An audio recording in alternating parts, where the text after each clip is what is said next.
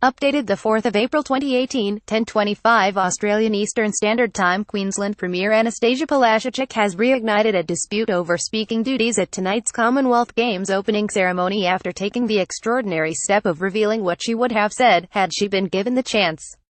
The speech does not appear to show politicisation, a key reason given by the Commonwealth Games Federation (CGF) for not having her address the crowd. It speaks of a parochial love for Queensland and a welcome to athletes and volunteers who have assembled on the Gold Coast. Here are some lines from the speech that would have been: "It's possible, particularly when you're from another country, to think we've come together at this great event in just another part of Australia." The speech starts. That's not true. We are, in fact, in the best part of Australia, the beautiful state of Queensland. There is a reason a Queensland smile is that little bit broader, why we walk that little bit taller. It's the pride we feel about our home. Her planned talk highlights homegrown Australian icons, waltzing Matilda, the Bee Gees and the Great Barrier Reef. Queenslanders put the Q in Qantas, the bend in bananas and the warmth into every sip of Bundaberg rum, it says. And, from where we are right now, the girl and guy next door are literally Chris Hemsworth and Margot Robbie.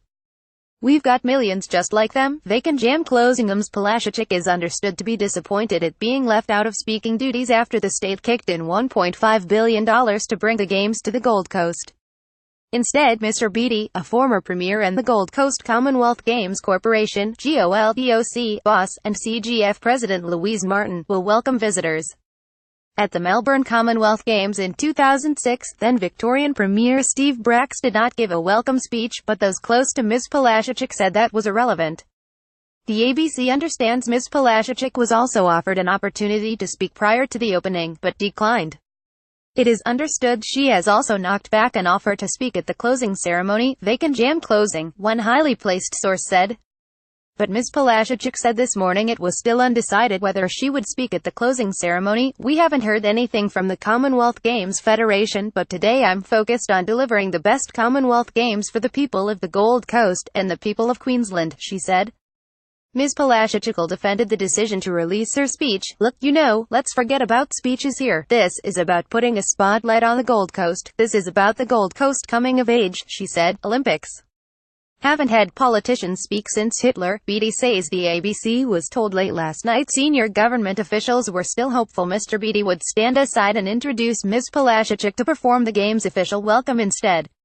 However, this seems highly unlikely, given the stance taken by the CGF. Mr. Beattie said he had offered the Premier an opportunity to deliver his speech, but it was not allowed. The Commonwealth Games Federation, which is the controlling body, has made the decision they don't want politicians at the opening ceremony, he said. "In Scotland last time, there was a very political speech that was made, and what the Commonwealth Games Federation is doing is establishing this precedent for wherever they go. At the end of the day, the Olympics have never had political people speak at the opening ceremony since Hitler in 1936.